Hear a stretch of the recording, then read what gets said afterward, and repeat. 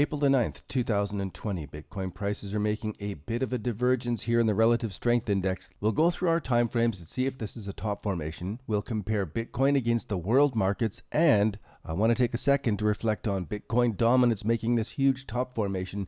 And we're going to see the altcoins unfold as we are watching 67 markets now in Binance in alert status. There is something building. Now over on Introtocryptos.ca, you can join us and see exactly which coins should be in your portfolio. The Bull Market Watch spreadsheet provides a simple, fast, color-coded way to see exactly which coins should be in your portfolio and an objective way to know when we should be exiting our holds. And this is how it works. You can see that coins move into alert status, then they move into hold status, and when they cross over our exit signals, you can see it in the spreadsheet. Everything is there for you, and we give you the daily email updates with it as well. It's the best way to keep track of everything going on Binance and Poloniex. Now, on with the episode. Before I get into the TA for Bitcoin, I want to make some comparisons between the world markets. You can see silver made a bottom formation and is looking like it's going to be breaking higher. Gold prices also topped out, dropped down, but recovered much faster than Bitcoin. Important to be watching what the world markets are doing right now.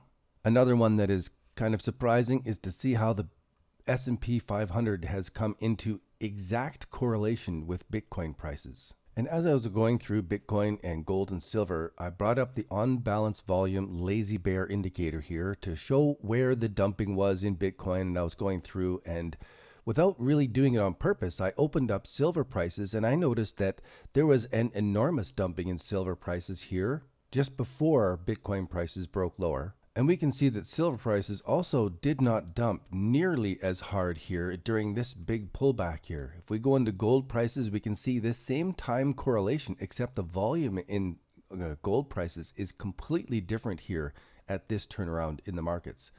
We can go in to see what platinum was doing through this period of time. A lot of selling. Now this was a dip, but not a great deal of selling. If we go back to Bitcoin prices and take a look at that, we can see that we had the selling through here, but this is a very different swath. So even though in this episode we'll be looking for a top formation in this, overall in the long term, I'm seeing that gold, silver, platinum, and Bitcoin are all moving together now like they've never done before in the past. That means Bitcoin has been adopted by the Illuminati as one of the big currencies in the world. And it's important that we don't forget the conspiracy theory that the Illuminati actually invented Bitcoin in the first place, knowing that a new world order was needed to come. So let's jump into the indicator suite. Right now we're in the weekly view of the relative strength index, just watching to see if we stay below this area, make a divergence, and then move our way up. This is what I'm expecting. Let's zoom in. Here on the daily time frame, still watching for this trend to break. 12-hour time frame. So here, as we're moving in, one thing I wanted to compare is the trend that we went up through here, and the RSI kept going flat. And so far, the RSI is looking a little different than what we had through this period of time here. So I'm not expecting the same kind of drop as deep as we had last time. So again, starting off with the on-balance volume, we can see the volume has really changed from this dump from the last time we pulled back to the recovery is very different than we've seen in the past. So now what I want to do is to zoom in to see if we're getting an ease off of the volume as we're making a top formation right here. So we'll zoom in on the time frames to see how that's playing out.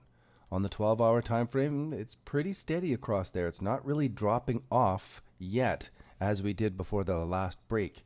So in the 4-hour, we can see it's dipping down. We do have less volume as we're going up to these levels, and that's kind of what I'm watching for as a divergence, especially when we get to the smaller time frames and we're seeing, quite a bit less volume here.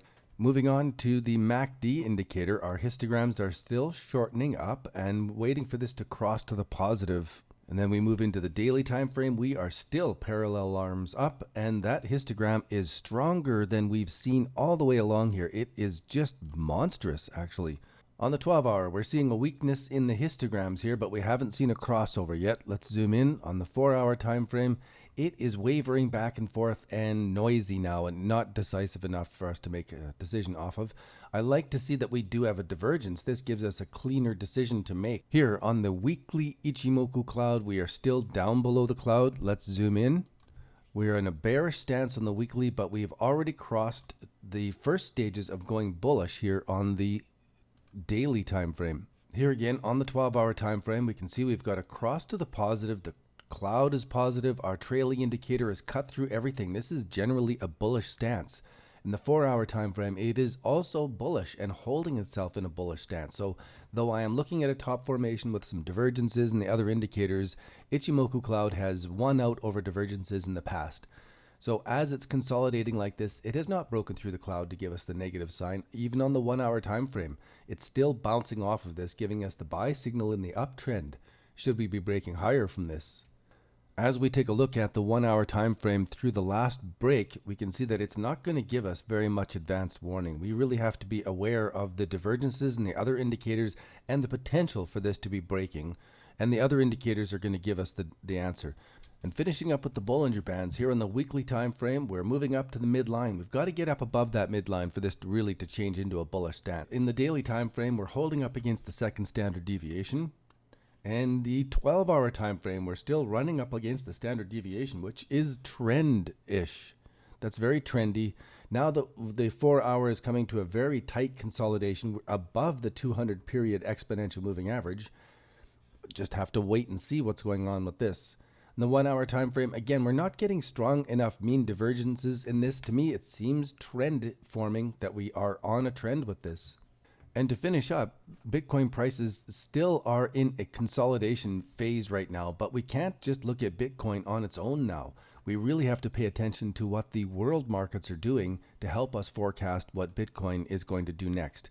Since gold and silver are showing strength and Bitcoin hasn't broken up higher yet, should these break out of these formations, I expect that Bitcoin's going to go higher. Remember, we've got the weekend trading coming up. It's a long weekend. We're going to get a big gap in the prices of Bitcoin before the markets open up again. One of the most important things about the new world economy is that Bitcoin trades 24 hours throughout the weekend, where the rest of the world's economy doesn't do that. Until next time, stay safe and good luck in all of your trading. Bye for now.